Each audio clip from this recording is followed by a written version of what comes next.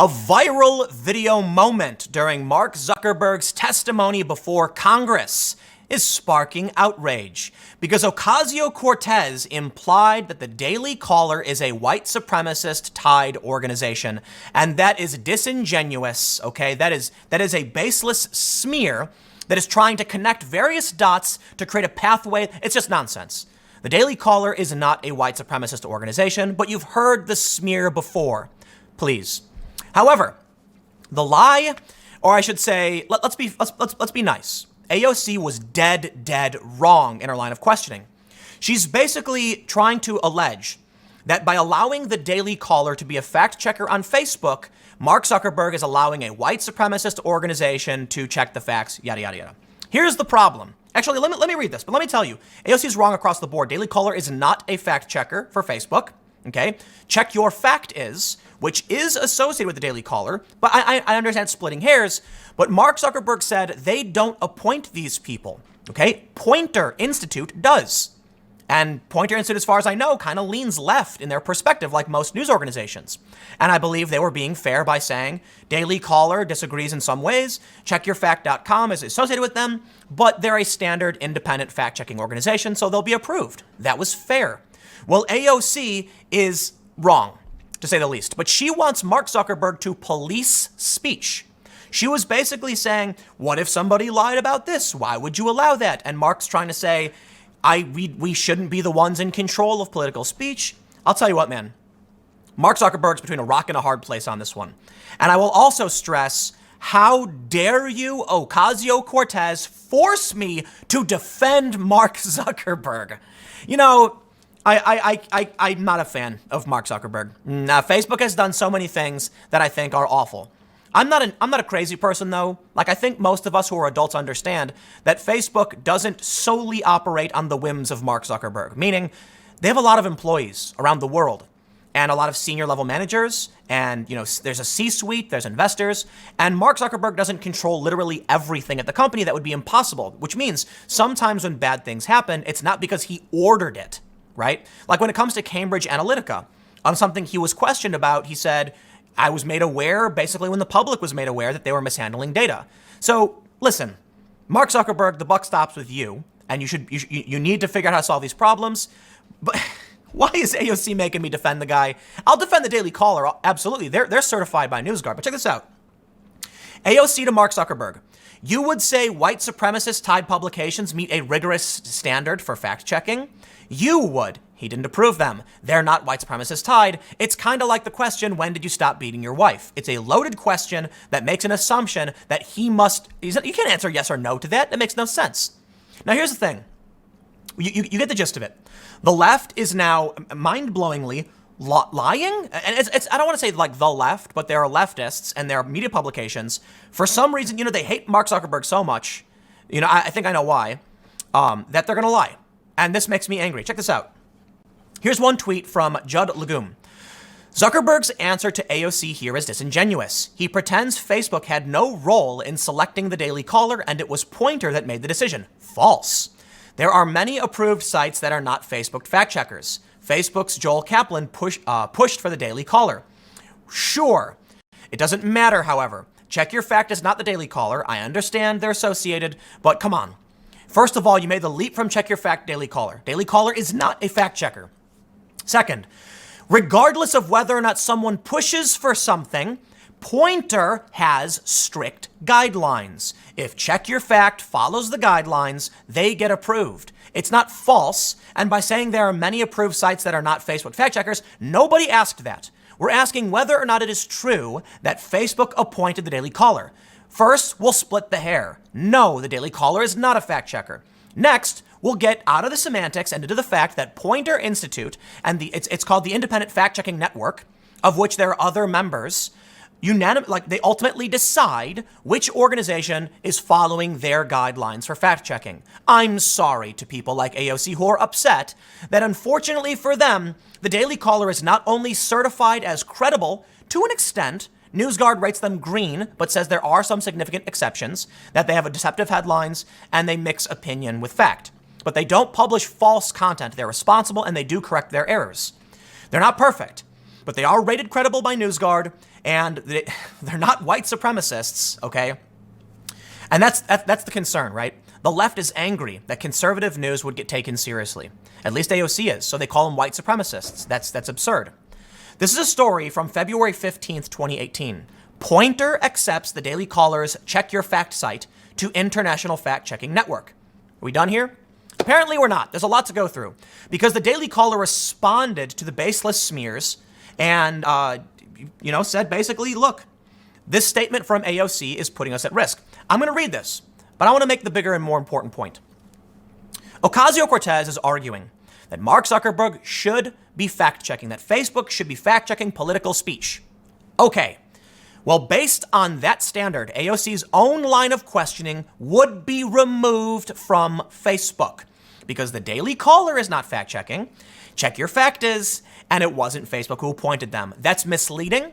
That's disingenuous. And to accuse the Daily Caller of being white supremacist is bordering on slander, libel, defamation, etc. Now, here's the thing.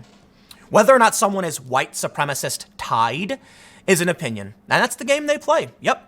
So I'll tell you one of the things going on with me right now and why defamation, you can't do anything about it. NBC claims that I pushed the Seth Rich conspiracy. You know how I did that? By talking about it and saying it likely was not true. How about them apples? I gave a percentage where I said, based on a Fox News story where they claimed there was evidence, 65%. That it turns out to be true. And then I added, let's be real though, none of these things never turn out to be true. The likelihood someone comes out with any hard evidence, even if it was, is none. So I told everybody, calm down, back away, stop asserting this. And that's my position today. The story was retracted from Fox. There's no evidence. You got to knock it off.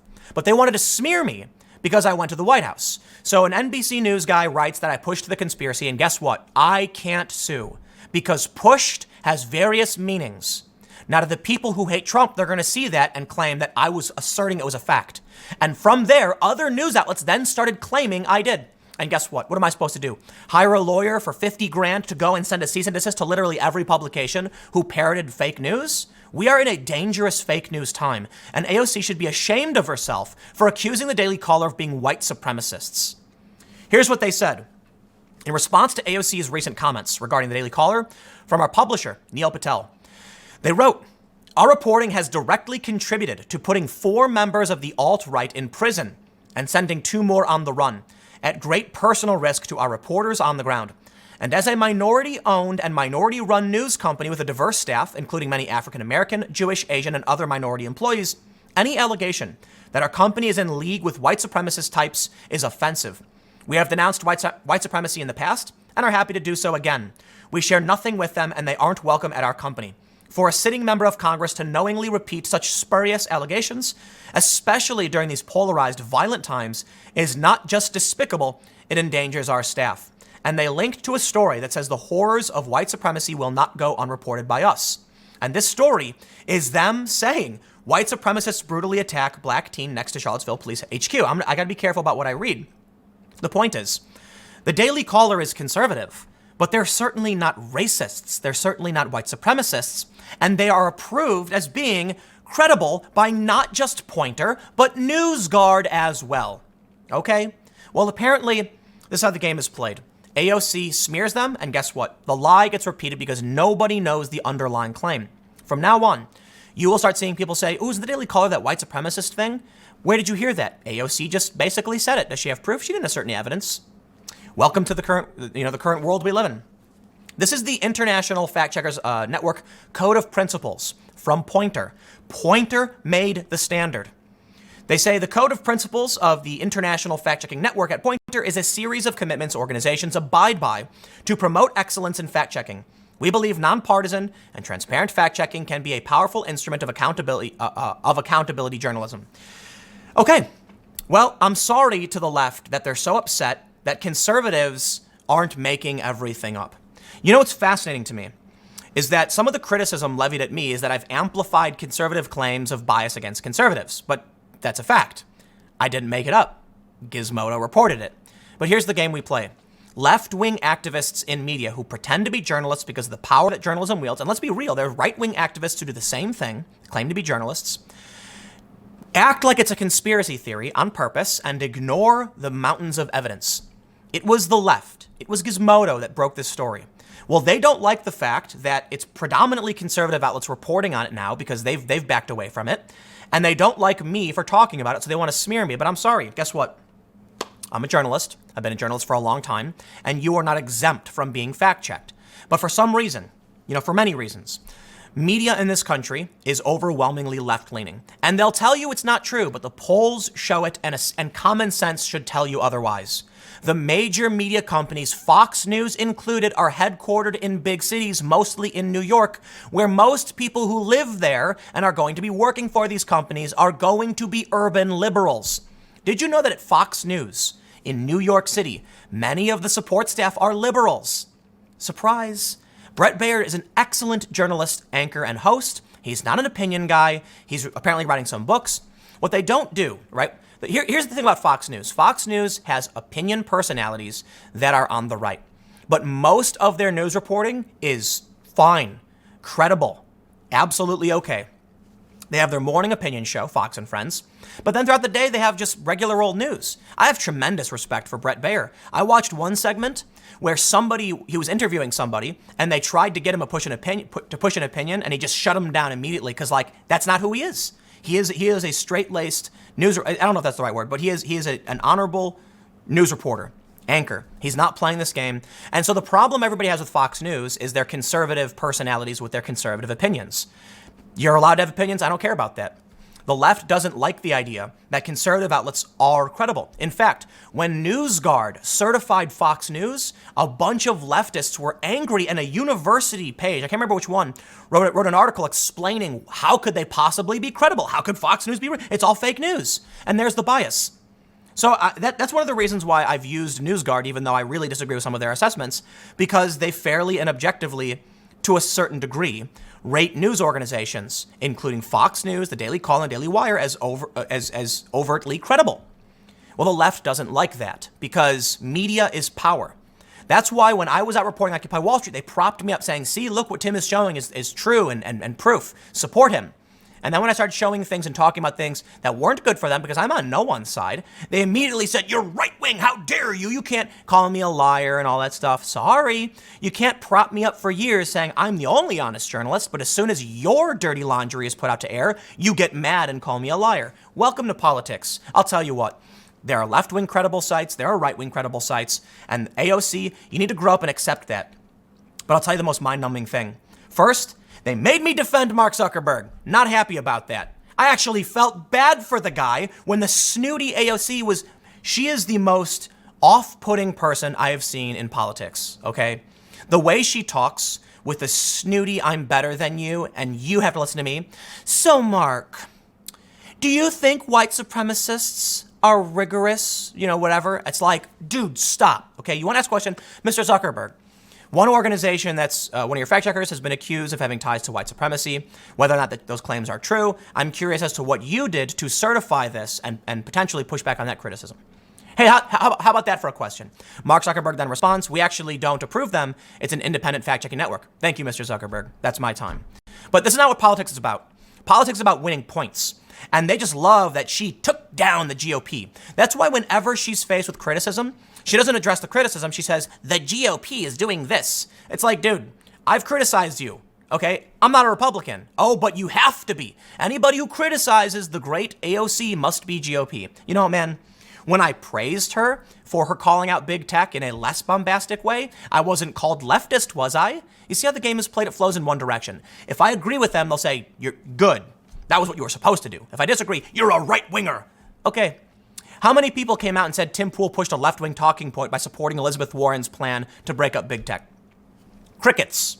How many people came out before they released the Green New Deal? I was overly praising the concept of massive government investment into new technologies and infrastructure. What they released was free healthcare, free college, and all these things. I'm like, dude, you're trampling over environmentalism. But when I made that video, did they come out and say Tim Pool is left-wing? Nope. When AOC got elected, when she won the primary, I came out and praised most of her top talking points. It was like, wow, 60% of what she's running on, I agree with. Like getting rid of private prisons, things like that. And did anybody come out and say I was left? No. This is how the game is played. You must be permanently bent at the knee if you want to be on the left. Well, I don't play that game. I call it like it is, and I'm honest. And that means if Mark Zuckerberg was right in this circumstance, then I got to give it to Mark Zuckerberg, even though I personally don't like him and what his company does. But you know what? I actually felt bad for the guy, and that really makes me angry. You know what I mean? Facebook has done such awful things with shadow profiles, leaking data, spying. Yeah, we get it. Facebook is a dirty, dirty beast. It's not all bad, I know. Facebook has done a lot. It's the democratization of the internet is a good thing. But Mark Zuckerberg is worthy of a lot of ire and criticism. In this capacity, though, he's right. He was correct.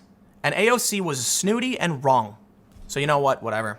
I can't stand politics, man. Stick around. Next segment's coming up at 4 p.m. YouTube.com/Timcast. Different channel, and I will see you there.